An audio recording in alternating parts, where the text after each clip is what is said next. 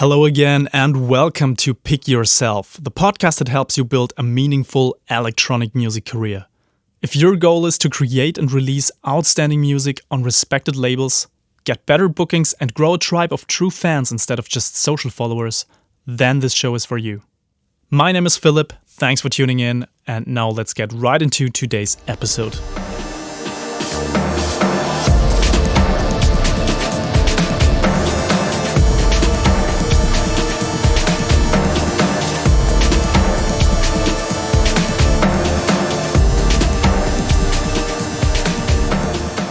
Welcome back to Pick Yourself. This is episode 29 and I'm super happy to have you here with me again.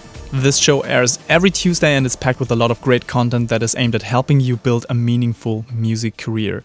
And today's episode is going to cover a very specific topic in this whole context of building an artist career. We're talking about artist image today.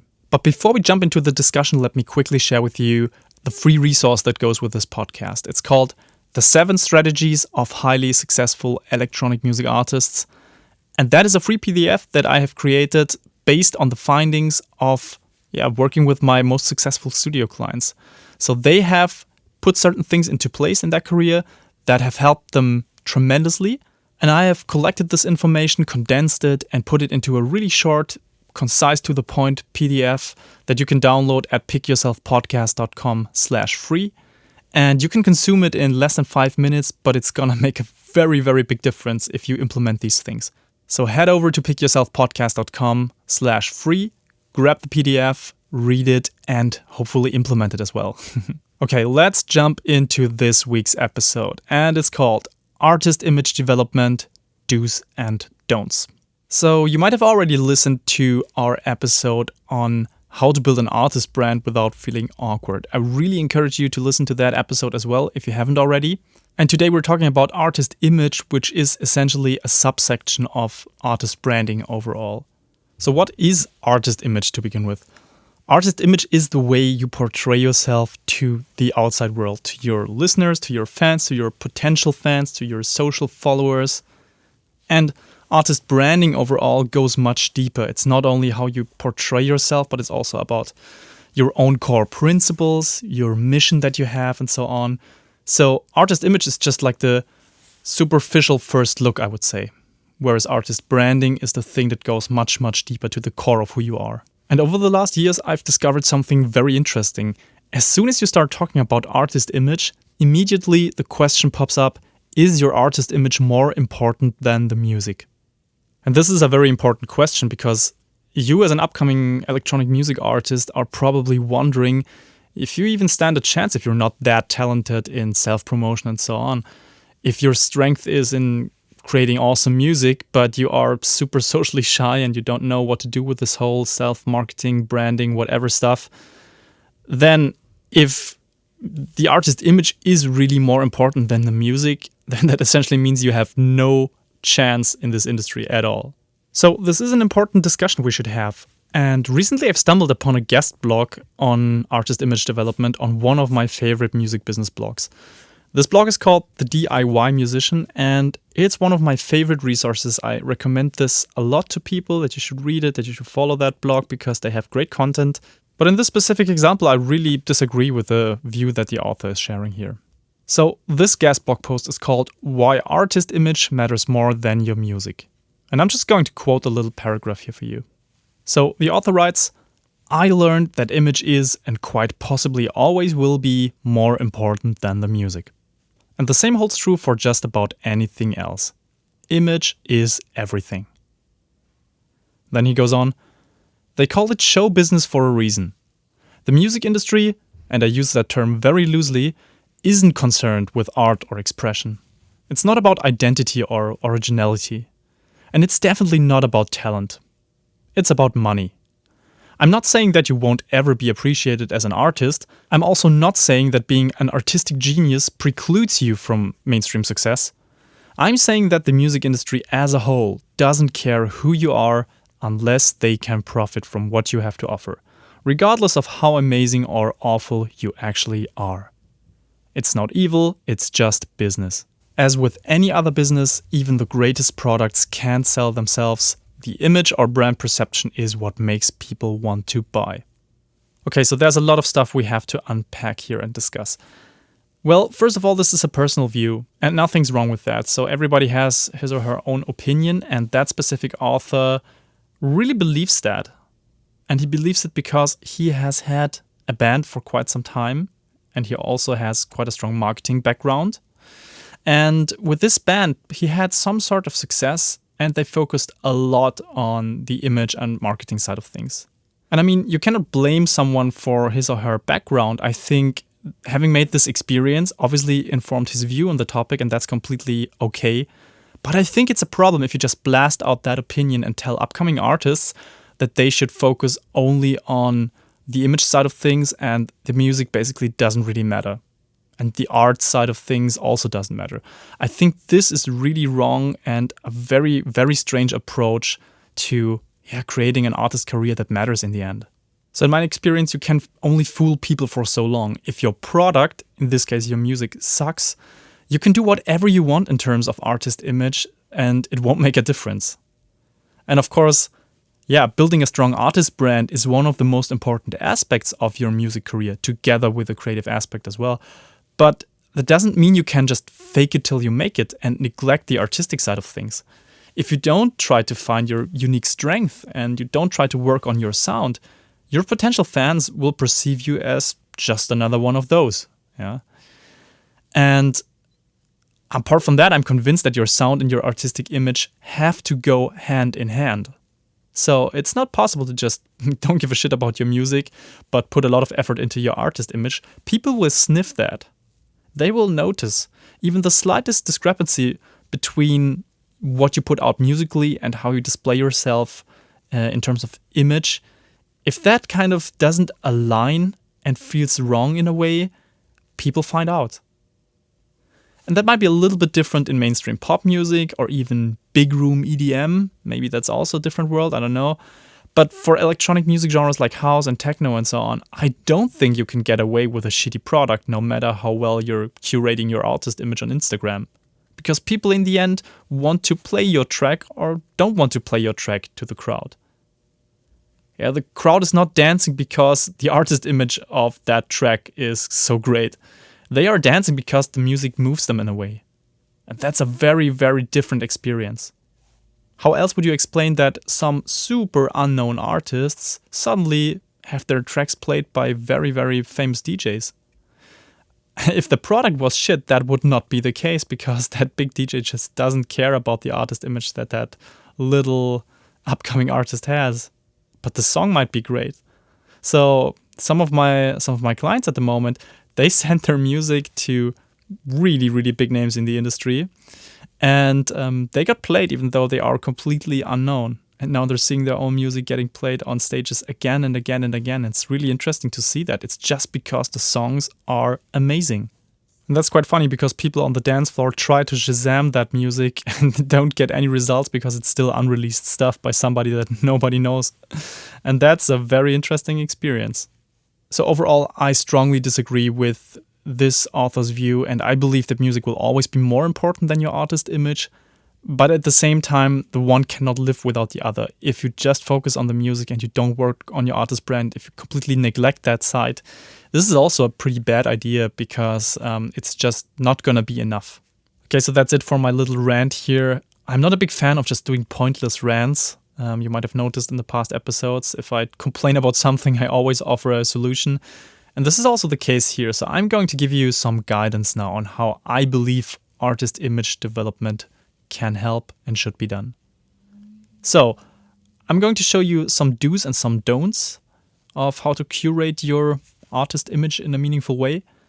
And first of all, I want to start with my top 3 don'ts. So the big artist image fails you should never do.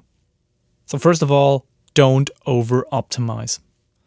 Many upcoming artists, especially the ones who suffer from perfectionism, tend to over-optimize their artist image. So they believe that every single social media point has to be spot on, using exactly the right hashtags, the same filter on the photo, and scheduled exactly for that one perfect moment that the big data gods of Instagram have predicted. And the problem is that they get stuck with that. they get burned out with this approach. And the worst thing is when people are so afraid to screw up their artist image that they remain in what I call the perfectionism paralysis. And this means they simply don't take action at all. So if this is you right now, remember this one sentence. Done is better than perfect. Always. You have to start somewhere and you better do it now than later. And overall, I believe that artist image is something that develops naturally over time. So you might start somewhere at some point with something that just feels true in this very moment. And then you add and incorporate new aspects to it. Then again, you trim it down a little bit. You try to be more precise with your messaging. You have a better idea of who you are, and you can only get this better idea by actually putting yourself out there and getting that feedback loop going from the outside world. And this is the thing that makes your artist image more interesting over time. This incorporation of new elements, then trimming it down again, and finding out what you actually want to stand for.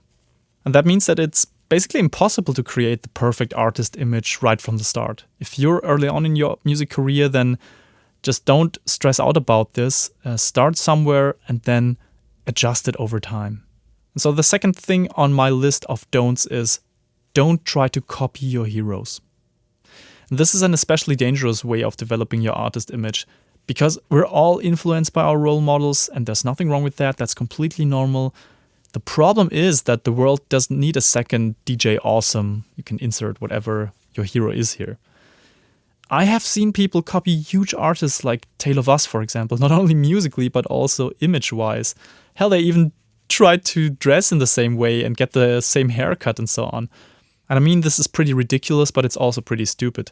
Because your goal should always be to become the best version of yourself and build your own tribe of true fans thanks to all the things that make you unique. You will not be able to steal from the tribe of fans that somebody else, like a big artist like Tale of Us, has built. So there's just no chance for you. And this in the end comes down to one question. Why do you exist as an artist and why should anyone care? And you cannot properly answer this question if you are just a copy of someone else. You might reach a certain stage of success because people perceive you probably as somebody in the same niche with the same sound and they play your tracks because they sound similar to whatever other artist is playing, and that's all okay. But there's a certain glass ceiling that you will not be able to break through if you cannot answer this question properly, if you cannot display something truly unique about you and your sound. Now, the third don't on my list is don't try to appeal to everyone, but also don't overpolarize. Now, this is an interesting one. The biggest mistake you can make when it comes to artist image development is to be too vanilla, basically. Remember this, if you try to appeal to everyone, you appeal to no one. And I mean, there's nothing wrong with being a likable person, of course. But overall, it's the edges that make us interesting and unique. And you need some edges as an artist. You need something that is a little bit polarizing, that is a little bit special. And you have to say some things that probably not everybody is subscribing to. And that brings us to the second aspect here, because generally speaking, polarization is a great tool to create awareness and interest in what you do. But you don't want to overstress this technique because nobody likes that grumpy cat type artist who constantly gets in fights with everyone else in the scene. From magazines to blogs to other artists and labels. At some point, people are just annoyed and are not going to take you seriously anymore. And that's not a great place to be image-wise. And in my own experience, I have seen people crash and burn their career simply because they were too polarizing. They posted a lot of bullshit on their social media channels. They got into fights, into public fights with people all the time. They thought they were making like a really important point. They thought they were kind of the leaders that speak out the things that nobody else dares to say. But honestly, in the end, people perceive them only as whiny little complainers and naggers that you just don't take seriously at some point. And once you reach that point, show promoters will ask themselves, do I really want to book that person? He or she is always making trouble. Journalists are questioning whether they want to interview that person because in the end, it might get into a personal fight. So all in all, I believe that it's a really bad idea to overpolarize. And some people just have that type of personality where they constantly have to say everything out loud that they think in that very moment. If that's you, maybe you want to work on that a little bit and control that impulse, because it can really dramatically ruin your career. Okay, now that you have a pretty good idea of what the most common no-goes are, let's come to my recommendations on how to deal with curating your image as an artist. And please keep in mind that this all has to be in line with your artistic output, of course. So don't do anything that is not in line with the music you put out. Building a strong artist brand and working on your artist image has to always be based on the music you create and the change you seek to make in the world. This can also be one of the foundations. Okay, here are my top 3 artist image do's. Number 1, become a purple cow. And yeah, that sounds a bit strange. So what is a purple cow? That's basically an idea by Seth Godin, and he's one of the wisest people out there. I've mentioned him so much on this podcast. Even the name of this podcast, Pick Yourself, comes from an idea of Seth Godin. He has had a great influence on my life and on this podcast overall. And in his book, Purple Cow, he describes not only why the old model of mass media and consumerism is over, but also why some companies or artists have massive success in the internet age and others don't. So in essence, Seth Godin teaches us that in order to be successful, you have to create something truly remarkable. You have to be the one purple cow that stands out from all of the other ones, the brown ones, the black ones, the white ones, the ones you see all the time. If you are that one purple cow, people will notice you. Let me read a little quote by Seth Godin. "The purple cow is not a cheap shortcut. It is your best, perhaps only, strategy for growth." So this is how much importance he gives that purple cow concept. And as you might have figured out already, this refers to your product, aka your music, but also to your artist image. If you produce outstanding music but you don't manage to reflect that in your artist brand, you will have a hard time gaining momentum in this industry. It's all about creating a truly remarkable work of art and then representing it in a way that feels true, but also makes people curious to find out more about you, to make it possible for them to even identify you among all the other artists. And I know that's especially difficult in these days of information overload, but it's not impossible. You just have to work a little bit harder and figure out a way to be that purple cow among all the other ones. Okay, number 2 on my list of artist image do's. Be okay with people not liking you. This sounds obvious, but it's actually the hardest part of artist image development. You have to be okay with people not liking what you do or how you present yourself. And I've noticed that this is an issue because many of my coaching clients have asked me to help them work on their confidence issues. They have a lot of problems with putting themselves out there, with having the guts to stand for something and to facing critique of others and being ridiculed by others. And I absolutely understand that. I really empathize with that. And so should you. This is an important part that we have to just learn. It's a skill you can build, this dealing with people not liking you. And I mean, the same holds true for this podcast. Overall, I get a lot of really, really great feedback, but there's also, of course, people that don't like the content that I put out. There are people that are not okay with how I present things or certain views that I have on topics, and that's completely fine. I have to be okay with facing criticism. I have to be okay with people not liking it, because that also means it is something remarkable, and other people like it even more thanks to that. And as long as your ratio is like 90% positive comments and 10% people not liking you, then that's completely fine. That's absolutely, it still means that you're polarizing in a way, but not too polarizing. And coming back to that idea from before, if you aim to become a purple cow, you will automatically appeal less to some people, but even more to others. And this is also something that Seth Godin mentions in his book. He says that many fear the criticism, ridicule, and change that being remarkable would bring. Yeah, but that also means this is the reason why not everybody is remarkable, because not everybody has the guts to really stand for something and stand out. Yeah, being a purple cow isn't always easy. But that's the whole point. Being remarkable helps people identify with you and your cause or walk away. And both things are okay.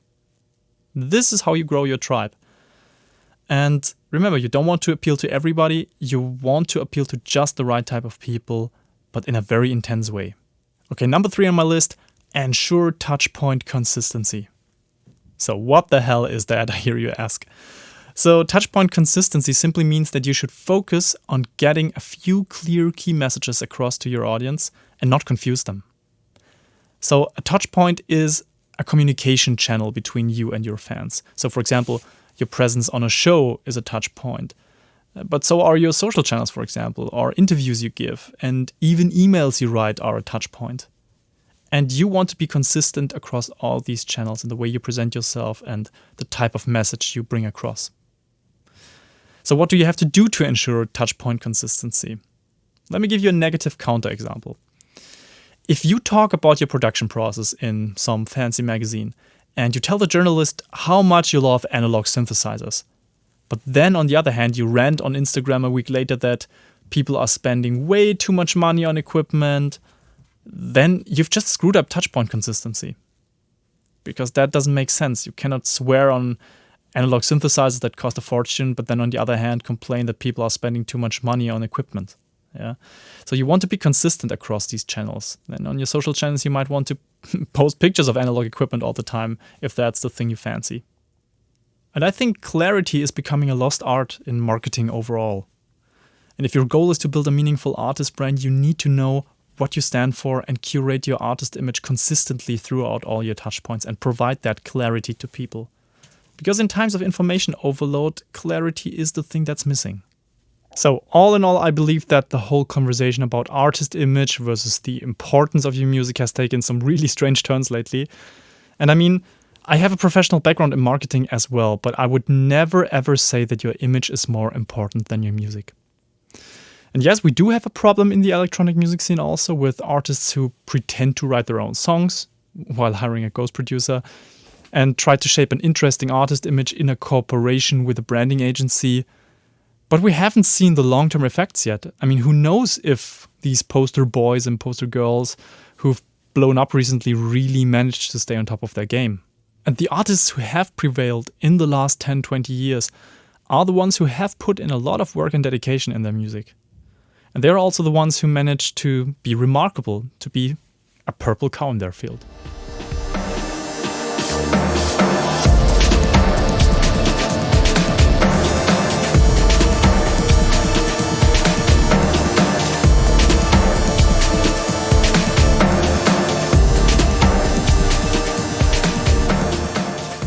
So what can you take away from this episode and implement right after listening to it? I'm going to give you 3 action steps that help you get started with working on your artist image in a meaningful way. So action step number 1, find out where your current position is in this discussion about artist image versus the importance of music. So do you believe that image matters more than music? Or maybe you believe that music is the only thing that counts and you don't even have to curate your artist image at all.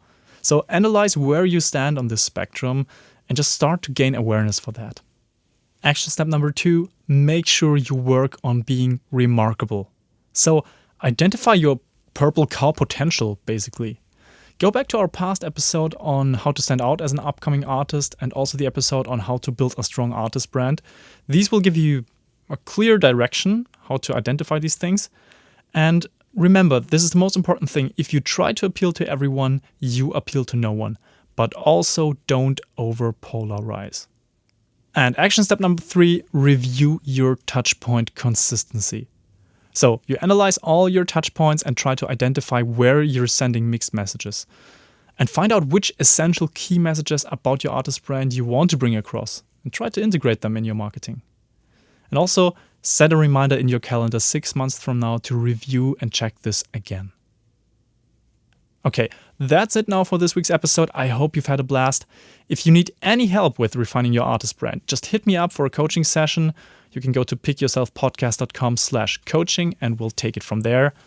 And apart from that, I'd just like to know from you one thing. What makes you remarkable? If you can answer this one question, you're ahead of 95% of all upcoming artists. Leave a comment at our comment section at pickyourselfpodcast.com for this episode. Or you just head over to our private Facebook community, pickyourselfpodcast.com/community. This forwards you to our private Facebook group. We are a pretty cool bunch of people there that help each other, that support each other. So join us there and share your ideas and your strategies. That's it for today. Bye-bye and see you next week.